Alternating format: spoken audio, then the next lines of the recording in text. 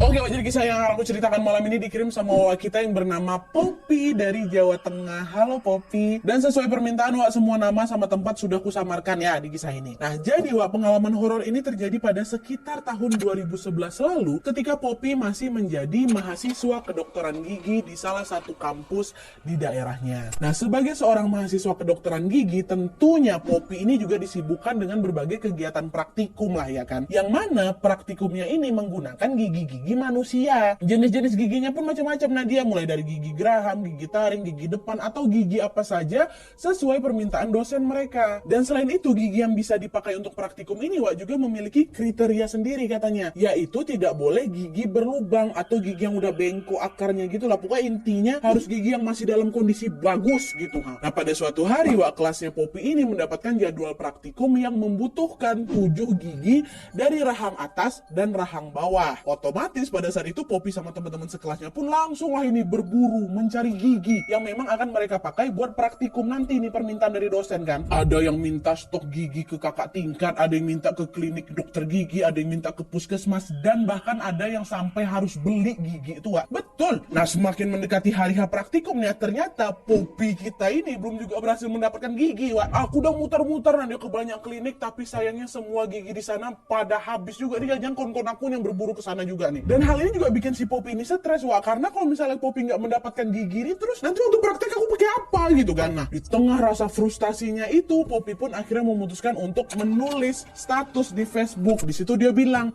"Arjan, apa ada yang punya info tentang lokasi di mana aku bisa mendapatkan gigi untuk praktikum kedokteran gigi?" Kata dia, dipasang status di Facebook kan. Tidak berselang lama setelah status itu diupload Wak, temannya Poppy yang namanya Gilang tiba-tiba ngirimlah pesan lewat inbox tuh. Dia bilang, "Pop, udah dapat belum kok giginya? Kalau belum nanti aku bantu cariin." Katanya Poppy balas, "Belum dapat nih Gilang. Bolehlah tolonglah bantu aku, udah desperate kali aku nggak dapat gigi aku," katanya. "Nah gini Wak, kebetulan adik aku kerja di rumah sakit," katanya. "Adik aku kerja di rumah sakit. Nah, di belakang rumah sakit itu ada wilayah pemakaman umum Pop. Adik aku juga kenal tuh sama tukang gali kuburnya, namanya Mas Adi. Katanya Mas Adi ini sering makamin mayat-mayat yang nggak punya identitas Wak. Dan Mas Adi ini juga sering bantu ngurus kadaver atau mayat buat praktek mahasiswa di rumah sakit itu Wak. Kalau ngurus kadaver aja bisa, harusnya nyariin gigi untuk ke praktek dia juga bisa lah," kata si Gilang ini. Dan tepat pada saat membaca pesan dari Gilang, seketika Poppy-nya terdiam.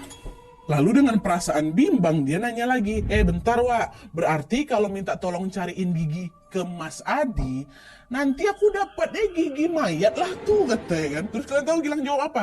"Ya iya Pop, gimana? Kok mau coba ketemu sama Mas Adi dulu aja nggak?" kata si Gilang kan. Di momen itu Poppy ini dilema kali Wak, karena ternyata aturan di kampusnya Poppy ini melarang penggunaan gigi mayat dalam praktikum ini. Dan di sini juga aku kurang tahu Wak, kalau ada di antara kalian yang juga merupakan mahasiswa kedokteran gigi atau bahkan sekarang udah jadi dokter gigi, tolonglah sharing di kolom komentar di bawah ya. Jujur aku juga penasaran nih, apa memang ada aturan yang melarang penggunaan gigi mayat dalam praktikum Wak, atau ini cuma aturan yang hanya diberlakukan di beberapa kampus saja? Tolonglah beritahu kami di bawah ya. Tapi yang jelas pada saat itu kampusnya Kak Poppy ini melarang untuk penggunaan gigi mayat pada praktikum kali ini. Nah, disinilah dilemanya Poppy tuh, hingga akhirnya dia tiba-tiba teringat Wak cerita dari kakak tingkatnya yang pernah menggunakan gigi mayat juga. Nah, di situ Poppy mikir, ya udahlah ya, sekali ini aja pakai gigi mayat nggak apa-apa. Kayaknya aku udah kepepet kali, orang kakak itu juga pernah kok pakai gigi mayat, tahu aku. Toh juga kayaknya pasti nggak akan ada yang sadar kalau yang ku pakai ini gigi mayat. Nggak ada yang orang tahu kalau yang ku pakai ini adalah gigi orang nggak hidup gitu. Udahlah tuh, akhirnya gara-gara kepepet kali ya kan, Poppy pun mengiyakanlah bantuan dari Gilang.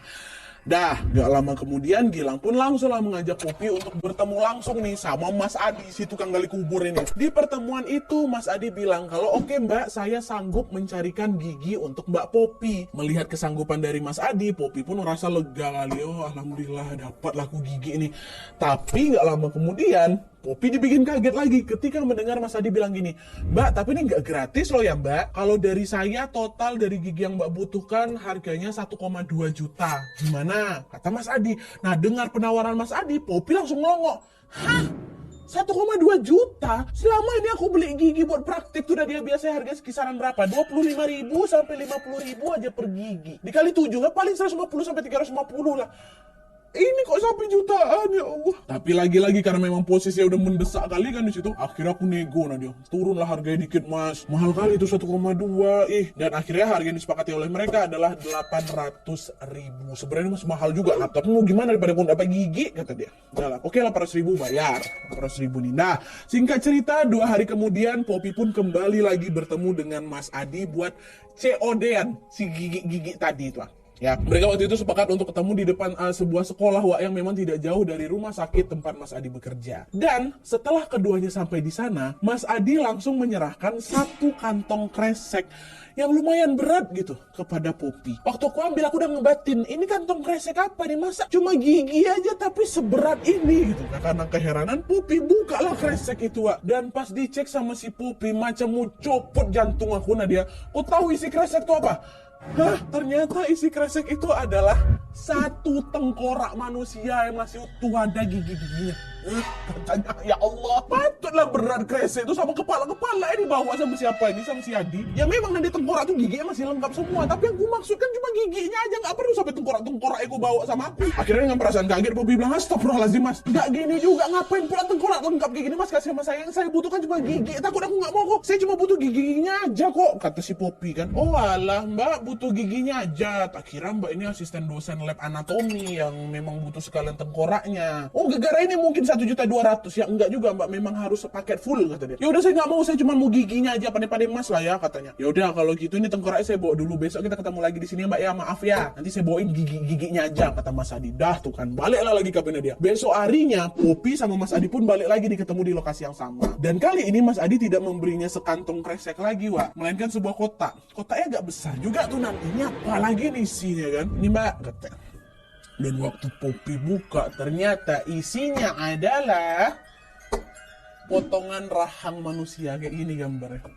Ini yang dikasih, ini gambar dari Poppy yang kayak gini lah, nah dia bentuk yang dikasih sama Mas Adi. Loh, mas, ini kok masih ada rahangnya? Kan kemarin saya bilang saya cuma butuh giginya aja. Udahlah mbak, nggak apa-apa, pakai ini aja, toh giginya juga masih utuh. Saya nggak sempet mbak buat lepas ini, saya takut nanti juga salah. Ya iya sih mas, masih utuh, tapi saya takut juga bawa rahang mayat kayak gini ya. Udah gampang, yang penting kan nanti setelah praktikum selesai mbak Poppy bisa langsung kubur rahang ini, kata Mas Adi. Alah, dibanding nanti ditunda-tunda lagi, akhirnya karena memang nggak punya pilihan lain, Poppy pun tetap sepakat untuk membawa rahang tersebut balik ke rumah. Nah, rahang mayat nih. Entah itu adalah hasil dari tengkorak yang sama dibelah sama Mas Adi, atau mungkin ini dari mayat lain, nggak tahu aku. Yang penting itu yang aku bawa pulang, rahang setengah tuh. Tapi sebelum pulang ini Poppy sempat nanya sama Mas Adi, Mas maaf kalau boleh tahu ini gigi dan rahang siapa, mayat siapa, kata si Poppy kan. Dan dengan santainya Mas Adi bilang apa?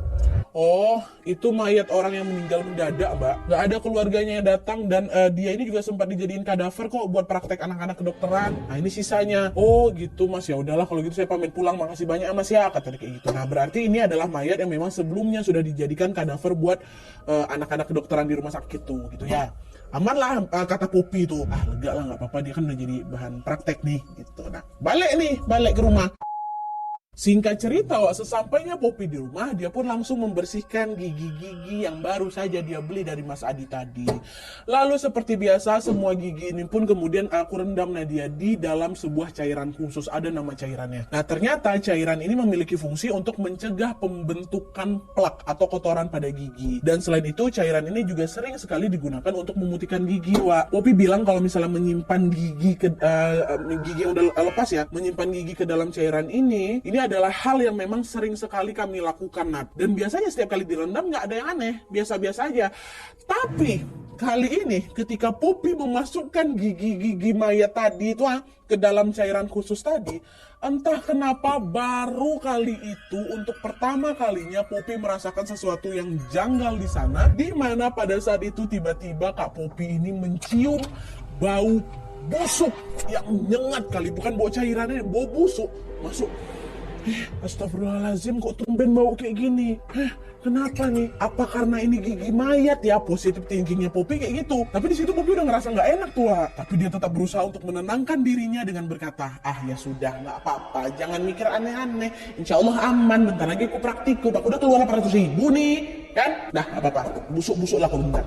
Dan betul, nggak lama kemudian bau busuk yang tadi menguap itu pun berangsur-angsur menghilang. Dan tepat setelah baunya menghilang, disitulah Poppy bertekad untuk tidak menceritakan kejadian ini kepada siapapun. Dia tidak akan menceritakan ke siapapun kalau aku pakai gigi mayat loh. Gak ada aku kasih tahu kalau gigi yang bakal aku pakai buat praktikum ini gigi mayat. Dia takut dimarahin aku katanya. Orang memang dilarang kok ya kan. Dah tuh singkat cerita akhirnya hari H praktikum ini pun tiba. Di hari itu Poppy dengan sangat semangat berangkat ke kampus dan langsung menuju ke ruang laboratorium nih. Tidak lupa dia juga membawa 7 gigi yang akan dia pakai buat praktikum nanti. Dan FYI juga dari 7 gigi yang Poppy bawa ini nggak semuanya gigi mayat. 4 diantaranya gigi mayat dan 3 sisanya ini gigi orang yang memang Poppy peroleh dari klinik gigi. 3 nih aku dapat dari 4 lagi enggak. Inilah 4 yang aku pakai gigi mayat tuh. Nah ketika praktikum mulai satu-satunya hal yang Poppy dan teman-temannya lakukan adalah dibor lah gigi itu kan buat memeriksa bagian saluran akar dari gigi itu. Nah saat proses pengeboran itu berlangsung awalnya semua baik-baik aja Nat, tapi ketika tiba gilirannya Poppy mengebor gigi mayat ini, entah kenapa gigi itu nggak bisa dibor Nat. Gak bisa dibor sama sekali, gak tembus bor tuh Ku coba berkali-kali kan, gak bisa juga. Makin ku coba, yang ada bor tuh mati tiba-tiba. Nah, di saat yang bersamaan ternyata kawannya Poppy yang namanya Adel sadar nih kalau di situ, kenapa Poppy nih kok tampak kebingungan dia. Disamperin lah sama si Adel. Kenapa Pop, aman? Gak tahu nih kok macet ya bor aku katanya. Gak mau dibor giginya. Enggak mati tiba-tiba bor aku. Padahal tadi di gigi-gigi sebelumnya mana-mana aja kata si Poppy kan. Baru inilah nih mendadak mati. Ngapa ya Del? Nah, mendengar ucapan Poppy, Adel nggak mau ya. Dia bentar gitu Terus nggak berselang lama kemudian dengan suara yang lirih tapi serius, Adel bilang gini, awas, hati-hati kau, jangan-jangan gigi mayat ini ya. Tuh kata si Adel langsung terkejut lah si Poppy kan, dia ngebatin, iya juga ya, apa gara-gara gigi mayat ini ya, mungkin nggak mau dibor nih. Tahu dari mana pula si Adel nih gitu kan. Meski diam-diam Poppy ini curiga kalau keanehan ini terjadi karena dia pakai gigi mayat pada saat itu dengan segera si Poppy langsung bantah kata si Adel, enggak lah ngaco kau, ini mungkin giginya aja memang udah nggak bagus atau memang alat bor akun yang rusak kata si Poppy ngeles. Nah ngelihat si Poppy ini ngelak, si Adel macam ngingatin lagi, Pop, tau kan cerita tentang kakak kelas kita Mbak Ajeng tuh? Ingat kau? Dia pernah loh praktek pakai gigi mayat. Tapi pas hari H praktikum tiba-tiba gigi yang dia bawa tuh berputar-putar sendiri di meja tuh kau. Dan sama juga Pop kayak kau ini, gigi yang dibawa sama Mbak Ajeng tuh nggak bisa dibor. Dosen yang nengok Mbak Ajeng kayak gitu langsung marah loh karena dosen tuh tahu kalau Mbak Ajeng nih pasti pakai gigi mayat. Dan kau tahu waktu dosen negur Mbak Ajeng tiba-tiba satu ruangan laboratorium itu bau angus tuh kau. Nah ingat bagian sini ya, bau angus. Nah akhirnya Mbak Ajeng disuruh langsung nguburin gigi itu, nggak boleh dibawa praktikum. Nah katanya sejak kejadian itu kita disaranin buat pakai gigi orang hidup kalau mau praktikum. Jangan kau pakai gigi mayat nggak nih? Ternyata ada kakak tingkatnya Kak Poppy yang pernah pakai gigi mayat. Kayak gitu kejadiannya. Poppy simak aja cerita si Adel kan langsung terdiam lakunya dia. Kenapa nih ya? Dalam hati aku juga ada ngerasa was-was tapi karena sejak awal Poppy ini udah mantap untuk tidak cerita ke siapa-siapa tentang asal-usul gigi yang dia bawa ini, akhirnya udah Poppy pun kekeh bilang, udahlah Del, tenang aja, gigi yang gue bawa ini bukan gigi mayat. Aku juga jangan mikirin macam-macam lah, dah ya. Oke. Mendengar ucapan dari Poppy, akhirnya Adel memilih untuk diam aja. Dia ya udahlah, suka hati kau gitu. Dia nggak mau ngomong apa-apa lagi. Baliklah si Adel lagi ke tempatnya dan kembali fokus melanjutkan praktikumnya. Nah, di sisi lain, karena gigi mayat yang dibawa sama Poppy ini masih juga nggak bisa dibor, dia ganti pakai gigi lain nggak bisa, pakai gigi lain nggak bisa, ini masih pakai gigi mayat kan. Akhirnya Poppy pun memilih untuk memakai gigi lain, which is gigi yang dia beli ke temannya yang waktu praktikum tuh, yang ternyata ada lebih. Udah aku beli lagi satu gigi aku kayaknya nggak bagus gitu kan. Dan setelah membeli gigi baru dari temannya ini, Poppy pun melanjutkan praktikum seperti biasanya. Dah. Nah singkat cerita setelah semua kegiatannya di kampus hari itu selesai, Poppy langsung buru-buru balik ke rumah kan. Sesampainya di rumah, Poppy kembali teringat dengan ucapan Adel tadi. Yang dibilang sama Adel itu lumayan bikin aku takut katanya. Tapi Poppy tetap berusaha untuk menenangkan dirinya dengan berkata, udahlah tenang aja. Ini kan cuma buat praktek, aku nggak ada niat buruk kok, aku cuma mau belajar. Nanti setelah semua praktikum yang selesai, pasti bakal aku kubur lagi kok ini gigi gitu kan. Poppy berusaha positive thinking. Nah dia pun melanjutkan lagi aktivitasnya seperti biasa. Tanpa terasa, malam pun tiba Ya kan? Dan seperti biasanya kalau udah masuk jam 8 pagi, Poppy ini memang akan menyempatkan diri untuk belajar terlebih dahulu serta sekalian membersihkan gigi yang dia pakai itu. Gigi yang dia punya itu untuk dipakai praktikum besok harinya lagi. Dan kebetulan malam itu orang tuanya Poppy lagi di luar dua-duanya. Alhasil di rumah tuh kami cuma bertiga aja Nadia. Ada Poppy, ada abang aku namanya Bang Rama, sama adik aku namanya Rani. Di rumah tuh kan. Nah pada saat itu Rani udah tidur, Wak. Dia tidur di kamar mamanya. Nah Mas Rama masih duduk-duduk tuh di dekat ruang TV kan. Dah Poppy lagi asik itu mencuci stok gigi yang dia punya di Westafel. Saat sikat. Pas lagi nyuci gigi ini, itu gigi mayatnya, tiba-tiba sesuatu yang aneh terjadinya di sini. Ya, kalian tahu, pada saat itu secara mengejutkan, Poppy ini merasa seperti ada angin dingin yang bertiup dan mengenai lehernya. Nah, dari mana angin tuh, Nat? Itu pintu ketutup. Angin apa nih katanya. Meski keheranan, Poppy masih cuek aja tuh. Nah setelah itu Poppy beranjaklah pergi dari area Westafel menuju ke taman tengah. Jadi taman tengah tuh semacam area terbuka gitu lah, Wak, yang ada memang di dalam rumah. Nah di taman tersebut Poppy kembali lagi melanjutkan aktivitasnya, mencuci stok gigi yang dia punya, termasuk gigi-gigi dan juga rahangnya mayat tadi tuh. Rahang mayat ikut aku cuci juga kan. Dan kebetulan di taman tengah itu ada macam keran juga, Wak. Dah Poppy pun bersihin lah lagi pakai keran itu. Nah ternyata, Wak, pada saat membersihkan gigi itu secara lebih teliti lagi, ternyata masih ada banyak tanah yang nempel di rahang itu. Nah aku bersihkan lagi tanah tuh kan. Oh masih ada tanah baru dikubur kau ya. Astagfirullahaladzim dalam hati si Poppy kan. Dan pas lagi asik-asiknya membersihkan rahang itu, Wak, sesuatu yang aneh pun lagi-lagi terjadi, di mana angin dingin yang tadi itu dia datang lagi. Kata dia kan. Tapi bedanya, kalau tadi Poppy masih cuek, sekarang aku langsung merinding sebadan badan. Kenapa nih, udah gak enak perasaan si Poppy kan. Terus di saat yang bersamaan juga Poppy ini ngerasa macam ada orang yang lagi ngawasin aku, tapi bukan Bang Rama. Kok aku macam kayak diliatin ya. Dengan perasaan was-was, Poppy pun mulailah celingak-celinguk kan, memperhatikan sekitar. Dan pada saat itu, Wak, pandangan Poppy tertujulah ke arah garasi rumah yang letaknya bersebelahan dengan taman di tempat dia duduk tadi. Antara ruang taman dan garasi itu cuma dipisahin pintu sama jendela yang agak besar gitu loh, Wak. Kok kayak dari situ ya. Pada saat Poppy memfokuskan dan mengalihkan pandangannya ke arah jendela yang ada di area dekat ruangan garasi itu, Wak, disitulah sekujur tubuh aku lemas, jantung aku berdetak nggak karuan. Gegara di balik jendela itu, ya Allah, terbayang sama aku belum apa-apa. Di balik jendela itu secara mengejutkan Poppy melihat ada sosok tinggi besar, tubuhnya semua ditutup sama bulu dia, warnanya hitam, giginya panjang sampai nyentuh ke tanah. Bayangkan sama kalian, panjang giginya.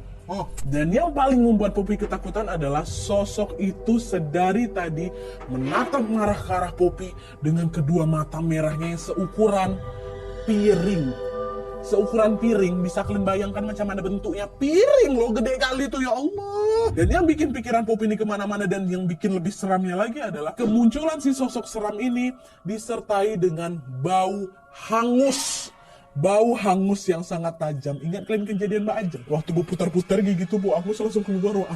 Si Poppy juga cium itu. Lalu ketika Poppy masih nge-freeze menatap si sosok menyeramkan ini, tiba-tiba dengan suaranya yang berat dan parau, sosok itu ngomong apa? Kembalikan. Katanya kayak gitu. Kembalikan Poppy, gigi aku kembalikan. Katanya, ya Allah. Apa gak langsung bergetar ketakutan tuh, ya Allah.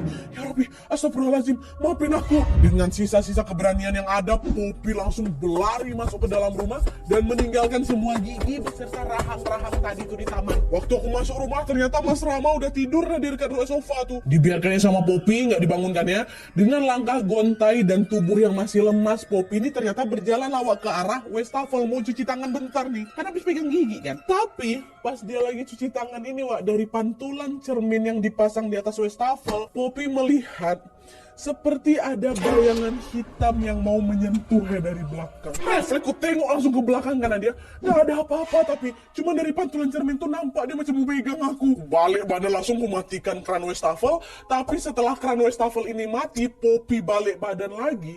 secara mengejutkan Poppy lagi-lagi nengok ada sosok laki-laki, tubuhnya besar, warnanya hitam, tegak di belakang aku. Dan wah, disitulah aku langsung lari terbirit-birit masuk ke kamar mama aku. Ikut si bayangan itu mendekat ke si Poppy kan. Astagfirullahaladzim. Masuk ke dalam kamar. Nah, adiknya si Rani tidur di dalam kamar mamanya, Wak. Di dalam kamar itu Poppy berusaha untuk menenangkan dirinya sambil terus menatap ke si adik, Wak. Memang lagi tertidur pula si adik ini kan. Astagfirullahaladzim. Astagfirullahaladzim. Ya Allah lindungi aku, ya Allah lindungi aku, ya Allah. Tapi sambil nengok adiknya nih. Nah, tapi Wak, semakin Poppy memperhatikan adiknya, disitulah Poppy sadar kalau secara perlahan-lahan posisi tidur adiknya ini berubah kayak mana Nadia? Jadi awalnya si Rani ini, adiknya si Poppy ini kan tidur di tengah kasur, Wak. Ditengok sama si Poppy kan sambil ngos-ngosan tuh kan. Ditengok. Tapi tiba-tiba pada saat itu juga kedua kakinya Rani ini macam bergeser, set, sampai jatuh ke lantai. Jadi setengah badannya tuh kayak gitu, bisa terbayang sama kalian kan? Jadi macam ada yang narik si Rani ini, Wak. Tapi Rani tidur. Astagfirullahaladzim, adikku kenapa tuh kata si Poppy kan. Langsung beranjak dia naik ke atas kasur dan membenarkan posisi adik. Tahan nih. Ya Allah, gak mungkin adikku tidur, Nat. Tapi badannya tuh kayak dibeloin, kayak mau tarik ke bawah gitu, Wak. Dia usap kepala dia, aku bacakan ayat kursi. Ya Allah, astagfirullahaladzim, ya Allah lindungi kami, ya Allah. Siapapun kau, tolonglah jangan ganggu aku, Wak. Tolonglah segera pergi dari sini, ya. Kasihan adik aku, Wak. Maafin aku kalau aku ada salah, tolong. Kata gitu kan. Nah, tidak berselang lama kemudian Poppy dengar suara mamanya udah balik. Assalamualaikum, kata mamanya. Dan seperti yang aku bilang tadi, Wak, pada malam itu kan memang orang tuanya si Poppy ini keluar kan. Ya Allah, mama udah balik. Setelah mendengar suara ibunya, langsunglah beranjak Poppy keluar dari kamar nih untuk bisa menemui ibunya langsung. Tapi Wak, sesampainya di luar kamar, Poppy malah keduluan ketemu sama Bang Rama. Terbangun Bang Rama nih, udah ada depan pintu. Belum Poppy ngomong apa-apa, Bang Rama bilang, Rani nangis ya, Dek, katanya. Hah? Enggak, Rani masih tidur, Mas. Ibu udah pulang, Mas. Mana ibu, katanya. Dengar ucapan Poppy, gantian pula Bang Rama yang ngelongok. Hah? Ibu belum pulang, Dek. Dari tadi juga Mas nggak ada ngeliat ibu. Kan ibu masih di luar. Tapi serius lah, ini betulan tidur nggak sih Rani? Dari tadi Mas dengar dia nangis kejar-kejar loh, Dek. Katanya ngejerit-jerit. Makanya Mas sampai bangun mau nengok dia. Hah? Enggak, Mas. Rani nggak nangis, orang aku barusan nemenin dia tidur. Kok masuk ke dalam kalau nggak percaya dia lagi tidur? Ini sekarang aku juga bingung. Tadi aku dengar suara ibu masuk rumah, Mas. Di sini Bang Rama dengar si Rani menjerit-jerit. Si Poppy dengar mamanya balik. Yang ditengok sama Poppy adiknya masih tidur. Yang ditengok sama Bang Rama mamanya belum balik.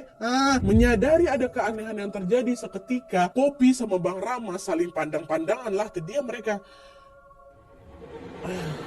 Di situ perasaan Poppy mulai makin gak enak lagi, Wak. Di situ dia ngebatin, apa jangan-jangan semua kejanggalan malam ini ada kaitannya sama gigi mayat yang aku pakai praktek itu ya, Nat ya. Di tengah rasa cemasnya itu, Wak, akhirnya Poppy pun memutuskan untuk menceritakan semuanya ke abangnya. Mulai dari aku bingung nyari gigi praktek Nadia, aku yang dapat gigi mayat dari Mas Adi, sampai sampai ke gangguan-gangguan yang Poppy alami beberapa waktu terakhir ini. Simak Bang, jadi gini Bang, tahu dulu. Iya, Dek. Oh alah, pantesan. Setelah menyimak cerita adiknya, Bang Rama pun langsung mengajak Poppy ke taman tengah tempat dia meninggalkan rahang sama gigi mayat tadi tuh. Dan sesampai di sana, Mas Rama bilang, Dek, kayaknya emang gigi dan rahang ini nggak beres lah, Dek. Mungkin ada penunggunya dan dia juga nggak terima gigi ini kamu pakai buat praktek. Udahlah, mending sekarang gigi sama rahang ini dikubur aja, Dek. Dengar itu Poppy udah nggak bantah lagi, ya lah Mas. Keesokan harinya Mas Rama pun membantu Poppy untuk mencuci bersih gigi sama rahang-rahang mayat tadi. Sambil terus berdoa, mereka pun membungkus rahang itu dengan kain putih. Lalu dengan segera Mas Rama pun membawa bungkusan kain putih itu ke pemakaman yang paling dekat dari rumah mereka. Di sanalah Mas Rama mengubur kain putih yang berisi gigi sama rahang mayat tersebut. Dan alhamdulillahnya setelah selesai dikubur, sejak saat itu udah nggak pernah ada lagi gangguan-gangguan yang dialami sama Poppy, Wak. Alhamdulillah. Oke, Wak, jadi itu tadi pengalaman horor yang dialami sama Poppy pada saat dia masih kuliah kedokteran dulu. Poppy bilang, sejak kejadian itu aku kapok, Nadia. Aku udah nggak mau lagi praktek pakai gigi mayat. Gimana pun caranya, udahlah, mending aku jujur aja aku nggak pakai gigi. Karena di situ Poppy sadar, Wak, kalau memang kita ini nggak boleh sembarangan ngambil sesuatu milik orang yang sudah meninggal. Apalagi pada saat itu Poppy nggak hanya mengambil giginya aja kan, tapi juga lengkap dengan rahang si mayat. Ya walaupun itu dikasih sama Mas Adi kan, tapi diterima sama Poppy. Kebayang nggak kalian, Wak, dengan mengambil gigi dan rahang si mayat aja Poppy diganggu sampai segitunya?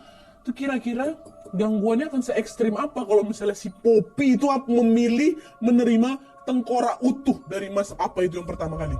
Tapi untungnya setelah rahang dan gigi itu dikubur, gangguannya langsung mereda, langsung nggak ada Nadia. Dan ternyata memang betul juga, bahkan mayat yang udah nggak bernyawa pun tetap punya hak yang harus diberikan pada mereka. Salah satunya adalah dikuburkan dan diperlakukan dengan baik. Kita doakan semoga Poppy dan keluarganya selalu dalam keadaan sehat dan selalu dalam lindungan Allah Subhanahu wa taala, dan siapapun mayat yang dibawa sama si Poppy yang setengah rahang itu juga mendapatkan sisi yang terbaik di sisi Tuhan Yang Maha Esa. Amin ya rabbal alamin. Oke Wak, jadi sekian dulu videonya. Terima kasih banyak yang sudah menonton. Kalau kalian suka video ini, klik like-nya. Jangan lupa komen di bawah untuk ide dan saran-saran untuk video selanjutnya. Jangan lupa nyalain notifikasinya supaya kalian tahu kalau aku upload video baru. And as always, jangan lupa untuk klik tombol subscribe supaya kalian sama-sama tahu informasi menarik dan menegangkan dari channel aku.